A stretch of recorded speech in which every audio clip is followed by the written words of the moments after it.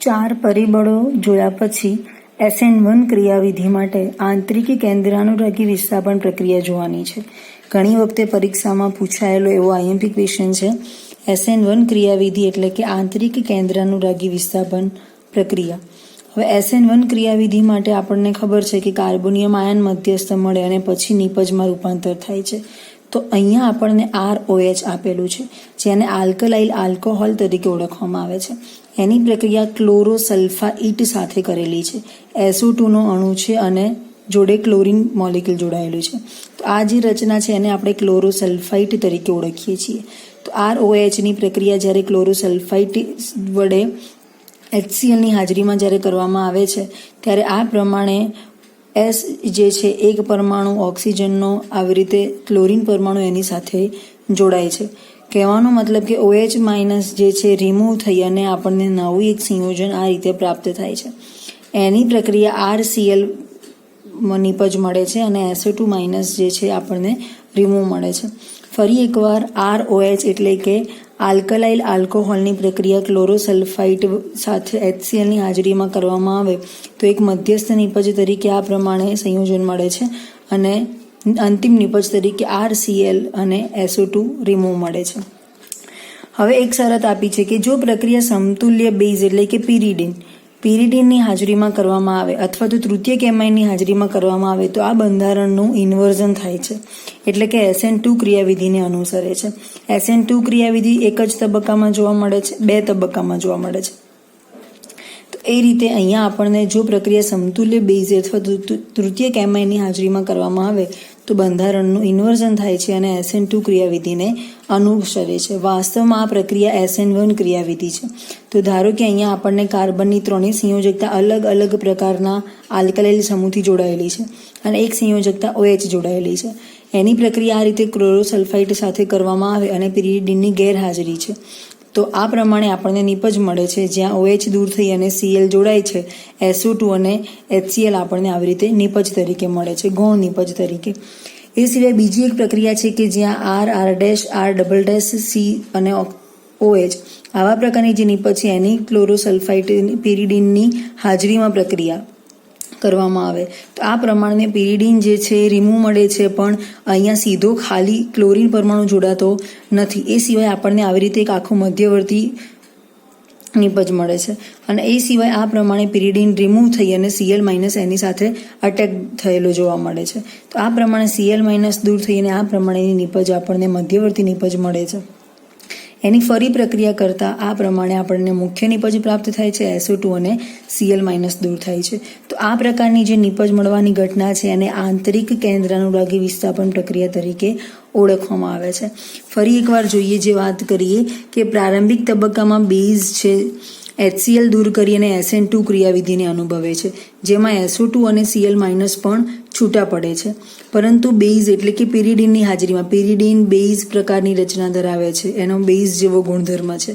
પરંતુ બેઝની ગેરહાજરીમાં આ પ્રક્રિયા કરવામાં આવે ત્યારે સબસ્ટ્રેટનું બંધારણ જળવાઈ રહે છે. સબસ્ટ્રેટના બંધારણની વાત છે એટલે કહેવાનો મતલબ કે આ રચના તમે જોઈ શકો છો ઇન્વર્ઝન, એટલે આપણે વાત કરી હતી વરસાદમાં કાગડો છત્રી જે છે કાગડો થઈ જાય એ પ્રમાણે કે અહીંયા તમે જુઓ કે આ કાર્બનના ત્રણેય છેડા આ દિશાએ જોડાયેલા છે, જ્યારે નિપજમાં પણ સેમ એઝ ઇટ ઇઝ એ રીતે જ જોડાયેલા છે છેડા. જ્યારે અહીંયા આ પહેલી પ્રક્રિયા છે અને આ બીજી પ્રક્રિયા છે. અહીંયા કાર્બનના ત્રણેય છેડા આ દિશાએ ડાબી બાજુ જોડાયેલા છે, જ્યારે તમને જે નિપજ મળે છે એમાં ત્રણેય છેડા જમણી બાજુ જોડાયેલા છે. તો કહેવાનો મતલબ કે પ્રારંભિક તબક્કામાં બેઝ HCl દૂર કરીને SN2 ક્રિયાવિધિ અનુભવે છે, જેમાં SO2 અને Cl- પણ છૂટા પડે છે. પરંતુ બેઝની ગેરહાજરીમાં પ્રક્રિયા કરવામાં આવે ત્યારે સબસ્ટ્રેટનું બંધારણ જળવાઈ રહે છે. પરંતુ પિરિડીન જેવા બેઝની હાજરીમાં જ્યારે આ પ્રક્રિયા કરવામાં આવે ત્યારે એમાં આંતર આણ્વીય ક્રિયાવિધિ ઇન્ટ્રામોલેક્યુલર રિએક્શન મિકેનિઝમ જોવા મળે છે, જે ક્લોરોસલ્ફાઇટ એસ્ટર ક્લોરીન કેન્દ્રાનુરાગી તરીકે વર્તે છે, જે આંતરિક વિસ્થાપન અનુભવે છે, જેને આપણે SN1 પ્રકારની કેન્દ્રાનુરાગી વિસ્થાપન પ્રક્રિયા તરીકે ઓળખીએ છીએ. SN1ની ચોક્કસ ક્રિયાવિધિ સંપૂર્ણ રીતે જાણી શકાતી નથી, પરંતુ સ્વીકૃત ક્રિયા એટલે કે આપણે માનવાની છે ખાલી કે સ્વીકૃત ક્રિયાવિધિ મુજબ ક્લોરોસલ્ફાઇડ એસ્ટરમાંથી SO2 અણુ છૂટો પડી સોલ્યુશનની કાર્બોનિયમ ક્લોરાઇડ આયનનો યુગ્મ આપે છે અને ક્લોરાઇડ આયન જે છે આગળની બાજુએ આપણને આવી રીતે એના મૂળ સ્થાને આયન યુગ્મ ઝડપથી નિપજ આપે છે. તો આ પ્રમાણેની જે રચના છે કે જેમાં આ પ્રમાણે ક્લોરોસલ્ફાઇડ આયન જોડાયેલો છે, એમાંથી આપણને આ પ્રમાણે Cl- જે છે એની ઉપર એટેક થાય છે અને આ પ્રમાણે Cl- નું બંધારણ એઝ ઇટ ઇઝ જળવાઈ રહે છે. તો આથી SN1 પ્રક્રિયાનો વેગ જે છે દ્રાવકની ધ્રુવીયતા સાથે વધતો જોવા મળે છે. એ સિવાય જોઈએ તો નેબરિંગ ગ્રુપ પાર્ટિસિપેશન્સ એટલે કે પડોશી સમૂહની ભાગીદારી શું ભાગ ભજવે છે, અથવા તો કોઈ પણ રિએક્શન મિકેનિઝમની અંદર જે બંધ જોડાયેલો છે એમાં પડોશી સમૂહ કેવો હોવો જોઈએ અને કેવી રીતે કાર્ય કરે છે. કેન્દ્રાનુરાગી વિસ્થાપન પ્રક્રિયામાં વિસ્થાપિત એટલે કે જે વિસ્થાપન પ્રક્રિયા કે જે સમૂહ અથવા તો કોઈ ક્રિયાશીલ સમૂહ કે પરમાણુને આપણે અન્ય સમૂહ કે અન્ય પરમાણુ સમૂહ વડે તેને આપણે દૂર કરી શકીએ. એટલે કેન્દ્રાનુરાગી વિસ્થાપન પ્રક્રિયામાં વિસ્થાપિત થનારો જે સમૂહ છે એ પડોશમાં ઇલેક્ટ્રોન આપી શકે છે, અથવા તો બીજો સમૂહ એવો હોય તો એ પોતે પ્રક્રિયામાં ભાગ પણ લઈ શકે છે. એના માટેની 2 શક્યતાઓ અહીંયા આપેલી છે. પહેલી શક્યતા એવી છે કે જેમાં અવકાશીય રચના છે એઝ ઇટ ઇઝ જળવાઈ રહે છે, અને બીજા નંબરની જે રચના છે એને એન્ટ્રીમેરિક આસિસ્ટન્સ તરીકે ઓળખવામાં આવે છે. તો બંનેને આપણે ડિટેલમાં જોવાનું છે કે પડોશી સમૂહમાં એક પરમાણુ ઉપર ઋણ વીજભાર અથવા એકાકી ઇલેક્ટ્રોન યુગ્મ હોવું જરૂરી છે. જો ઋણ વીજભાર ના હોય અથવા તો ઇલેક્ટ્રોન યુગ્મ ના હોય તો એ પોતાના ઇલેક્ટ્રોન બીજાને દાન કરી શકે નહીં, અથવા તો એ આંતરિક કેન્દ્રાનુરાગી વિસ્થાપન માટેના કેન્દ્ર તરીકે વર્તી શકે નહીં. એમાં નંબર 1 છે અવકાશી રચનાનું જળવાઈ રહેવું, કે પડોશી સમૂહ આંતરિક કેન્દ્રાનુરાગી તરીકે વર્તતો હોય તો SN2 પ્રક્રિયામાં આંતરિક કેન્દ્રાનુરાગી અને બીજી SN2 પ્રક્રિયામાં સામાન્ય કેન્દ્રાનુરાગી હોવાથી બંને પ્રક્રિયામાં નિપજની અવકાશી રચના ઉલટાઈ જતી હોવાના કારણે અવકાશી રચના જળવાઈ રહે છે. અને આ પ્રકારની જેમાં આંતરિક કેન્દ્રાનુરાગી વિસ્થાપન પ્રક્રિયા જોવા મળે છે એનો વેગ હજારો ગણો વધી જાય છે. તો એના માટે આપણને અહીંયા 3 એક્ઝામ્પલ આપેલા છે કે નંબર 1 છે બ્રોમોપ્રોપિયોનેટ આયનનું આલ્કેલાઇન માધ્યમમાં જળ વિભાજન. બ્રોમોપ્રોપિયોનેટ આયન એટલે કે બ્રોમોપ્રોપિયોનેટ આયન એટલે આ જે છે આપણો અહીંયા બ્રોમોપ્રોપિયોનેટ આયન તરીકે ઓળખાય છે. તો બ્રોમોપ્રોપિયોનેટ આયન જે છે એનું આલ્કેલાઇન માધ્યમમાં જળ વિભાજનની પ્રક્રિયા કરવાની છે કે જેની મદદથી જે એઝ ઇટ ઇઝ અવકાશીય રચના જળવાઈ રહેવી જોઈએ. તો ધારો કે અહીંયા આપણને આ પ્રકારનું એક બંધારણ આપ્યું છે જેમાં આ કાર્બનની 4 સંયોજકતા આ પ્રમાણે છે અને બીજા કાર્બન અહીંયા આવી રીતે CO2 જોડાયેલો છે. એમાં SN2 પ્રક્રિયા દ્વારા પ્રથમ ઇન્વર્ઝન જોવા મળે છે. જ્યારે SN2 પ્રક્રિયા દ્વારા પ્રથમ ઇન્વર્ઝન થાય છે ત્યારે ઓક્સિજન ઉપર જે વધારાના અબંધકારક ઇલેક્ટ્રોન યુગ્મ છે એ CS3 ને મળે છે અને Br- ત્યાંથી દૂર થાય છે. તો આપણને R લેક્ટોન પ્રકારની નિપજ મળે છે. તમે જોઈ શકો છો કે આ C double bond as it is રહે છે, આ કાર્બન એઝ ઇટ ઇઝ રહે છે, આ જે CS3 છે ઉલટાઈને આ બાજુ આવે છે, આ H એઝ ઇટ ઇઝ રહે છે. આ ઓક્સિજન પોતાના અબંધકારક ઇલેક્ટ્રોન યુગ્મ આ બંધને આપી અને આ બંને કાર્બન વચ્ચે આ પ્રમાણે એક લટકતો ઓક્સિજનનો બંધ બનાવે છે અને Br- ત્યાંથી રિમૂવ થાય છે. તો આ જે રચના છે એને R લેક્ટોન તરીકે ઓળખવામાં આવે છે. એ રચનાને એ સિવાય આ પ્રમાણે જે આપણને R લેક્ટોન મળ્યો છે એ એઝ ઇટ ઇઝ અહીંયા આપણું પ્રક્રિયક છે. એ R લેક્ટોનની અંદર વધારાનો કેન્દ્રાનુરાગી પ્રક્રિયક OH- એની ઉપર અટેક કરે તો SN2 નું દ્વિતીય ઇન્વર્ઝન જે મળે છે એ OH- ત્યાં દાખલ થાય છે અને આપણને આ પ્રમાણેની નિપજ મળે છે. તો બ્રોમોપ્રોપિયોનેટ આયનનું આલ્કેલાઇન માધ્યમમાં વિભાજન કરતા અહીંયા આપણને OH- આવી રીતે પ્રાપ્ત થાય છે. તો કાર્બોક્સિલેટ આયન આંતરિક કેન્દ્રાનુરાગી તરીકે વર્તે છે. આ COO- પરિણામે SN2 ક્રિયાવિધિ દ્વારા આપણને R લેક્ટોન મળે છે. અવકાશી રચના ઉલટાય છે અને આ વચગાળાના લેક્ટોન પર OH- આયન જેવા કેન્દ્રાનુરાગી પ્રક્રિયક વડે અટેક કરાવતા દ્વિતીય ઇન્વર્ઝનની અંદર રચના ઉલટાય છે. આમ 2 વખત ઇન્વર્ઝન થવાથી મૂળ અવકાશી રચના આપણને પ્રાપ્ત થાય છે. એઝ ઇટ ઇઝ અહીંયા જે દિશામાં CS3 અને ઓક્સિજન જોડાયેલો છે એ જ રચના આપણને એઝ ઇટ ઇઝ અહીંયા પ્રાપ્ત થાય છે. એ સિવાય ક્લોરોસક્સિનેટ એનાયનની ભીના સિલ્વર ઓક્સાઇડ સાથેની પ્રક્રિયા, તો એની અંદર ક્લોરોસક્સિનેટ આયન લીધેલો છે. ક્લોરોસક્સિનેટ આયનની અંદર જે COO- છે અહીંયા પણ એઝ ઇટ ઇઝ કાર્ય કરે છે. તો ક્લોરોસક્સિનેટ આયનની અંદર આ જે કાર્બન છે એ અસમ કાર્બન છે જેની ઉપર આવી રીતે ફૂલડી કરેલી છે, જેના 4 ક્રિયાશીલ સમૂહ જુદા જુદા છે જેને અસમ કાર્બન તરીકે ઓળખવામાં આવે છે. તો ક્લોરોસક્સિનેટ આયનના SN2 પ્રકારની આંતરિક પ્રથમ ઇન્વર્ઝન એટલે કે આંતરિક જળ વિભાજનની પ્રક્રિયા દરમિયાન ભીના સિલ્વર ઓક્સાઇડ સાથે પ્રક્રિયા કરવાની છે. એની સાથે પ્રક્રિયા થઈને આ પ્રકારની આપણને નિપજ મળે છે કે જેમાં Cl માઇનસ દૂર થાય છે અને આ પ્રમાણે ઓક્સિજન માઇનસ અહીંયા જોડાઈ જાય છે. બીજા નંબરના ઇન્વર્ઝન દરમિયાન OH માઇનસ જે છે આવી રીતે અટેક થઈ દ્વિતીય ઇન્વર્ઝનની પ્રક્રિયા થઈ આપણને મેલેટ પ્રાપ્ત થાય છે.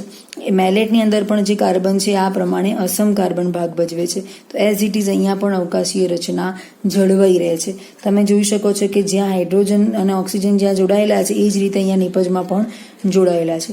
ત્રીજા નંબર એક એક્ઝામ્પલ છે, એકાકી ઇલેક્ટ્રોન યુગ્મ પડોશી સમૂહમાં ન હોય તો પણ પડોશી સમૂહ પ્રક્રિયામાં ભાગ લે છે. આવા બહુ અપવાદરૂપ રિએક્શન મિકેનિઝમ જોવા મળે છે જેમાં C14 પ્રકારનો આઇસોટોપ પ્રકારનો કાર્બન હોય એની અંદર આ પ્રકારની રચના જોવા મળે છે. તો ધારો કે અહીંયા આ બેન્ઝીન ચક્ર છે. બેન્ઝીન ચક્ર ઉપર CH3 CH સિગ્મા બંધ CH CH3 આ CH ની રચના અહીંયા આવી રીતે NH2 સાથે જોડાયેલી છે. તો અહીંયા જે કાર્બન છે આ C14 પ્રકારનો કાર્બન જે છે આઇસોટોપ તરીકે વર્તે છે.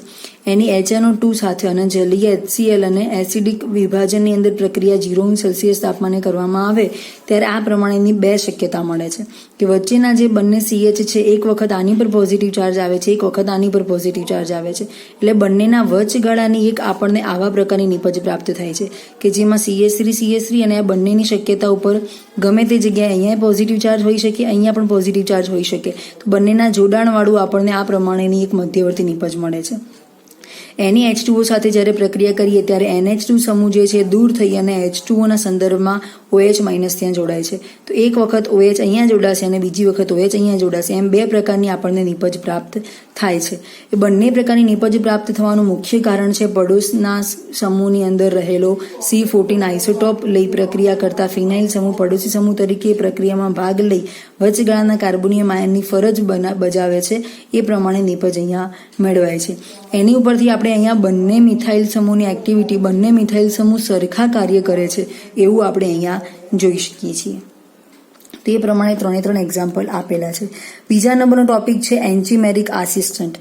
એન્ચી એટલે નિયર અને મેરો એટલે પાર્ટ. નજીકનો જે પડોશી સમૂહ છે એ એક્ઝેક્ટલી કેવી રીતે કાર્ય કરે છે એના માટે બે ક્રિયાશીલ સમૂહ આપેલા છે. એક છે એમાઇડ અને બીજા નંબરે છે સલ્ફાઇડ. જો શરત છે કે એમાઇડ અને સલ્ફાઇડ જ પડોશી સમૂહ તરીકે હોવા જોઈએ તો વિસ્થાપનની નિપજ અતિશય વધુ વેગથી મળે છે. મસ્ટાર્ડ વાયુ એક્ઝામ્પલ છે. આ મસ્ટાર્ડ વાયુનું બંધારણ છે. તો મસ્ટાર્ડ વાયુના જળ વિભાજનનો વેગ લાખો ગણો વધારે છે. એનું કારણ છે કે એ એક આણ્વિક પ્રક્રિયા છે અને OH માઇનસ આયનના સાંદ્રણની કોઈ પણ પ્રક્રિયા વેગ ઉપર અસર જોવા મળતી નથી. તો અહીંયા પડોશનો કાર્બન જે છે આ પ્રમાણે CH2Cl CH2S એમાં જે S પરમાણુ આંતરિક S જે છે સલ્ફાઇડ તરીકે કાર્ય કરે છે અને એમાઇડ તરીકેનો કોઈ ક્રિયાશીલ સમૂહ એમાં હોવું જોઈએ. તો એમાઇડ અથવા સલ્ફાઇડ બેમાંથી કોઈ પણ એક પડોશી કાર્બન તરીકે ભાગ ભજવતો હોવું જોઈએ. અહીંયા સલ્ફાઇડ છે. તો આ પ્રમાણેની એક રચના છે Cl CH2 CH2S CH2 CH2 Cl. એની આંતરિક જળ વિભાજનની પ્રક્રિયા થઈ આ પ્રમાણે આ જે S છે ક્લોરીન પરમાણુ જે છે ત્યાંથી દૂર થઈ આ પ્રમાણે અહીંયા પોઝિટિવ ચાર્જ આવે છે અને ક્લોરીન પરમાણુ દૂર થઈ અને OH માઇનસ દ્વારા એટેક કરી અને ત્યાં ક્લોરીન પરમાણુના બદલામાં OH માઇનસની હાજરી સ્થાપિત થાય છે. તો પ્રથમ પ્રક્રિયાનો વેગ ખૂબ જ ધીમો છે પરંતુ OH માઇનસ આયનની સીધી પ્રક્રિયાનો વેગ લાખો ગણો વધારે છે. એટલે બીજો તબક્કો જે છે એ ખૂબ જ ઝડપી તબક્કો છે. તેમાં OH minus ion ethyl sulphonium ion સાથે જોડાય છે. આ બંને પ્રક્રિયાઓ ફરી થતા છેવટે આપણને ગ્લાયકોલ મળે છે. તો બંને પ્રક્રિયા ફરી કેવી રીતે કરી શકાય એ માટેનું એક સમીકરણ આપણને આપેલું છે કે જે Cl જે એની ધીમી પ્રક્રિયા કરવામાં આવે તો એમાંથી આપણને આ પ્રમાણેની રચના પ્રાપ્ત થાય છે અને આ જે રચના છે આની સરખામણીમાં આ પ્રમાણે જળ વિભાજનનો વેગ એનો સૌથી વધારે જોવા મળે છે. તો S કરતાં ઓક્સિજન જે છે સલ્ફર કરતાં ઓક્સિજન વધુ વિદ્યુત ઋણ હોવાના કારણે આંતરિક કેન્દ્રાનુરાગીના કેન્દ્ર તરીકે વર્તી અનુવર્તી ઓક્સિનિયમ આયન બનાવી શકતો નથી જ્યારે S બનાવે છે. એટલે જળ વિભાજન ઝડપથી જોવા મળે છે. એ સિવાય અહીંયા જો આપણે ફિનાઇલ સમૂહ લઈએ પડોશી કાર્બન તરીકે તો પણ આ પ્રકારની રચના જોવા મળે છે અને એના વેગમાં સૌથી વધારે વધારો કરે છે. તો અલગ અલગ એમ બે એક એક્ઝામ્પલ અહીંયા આપણને આપેલા છે.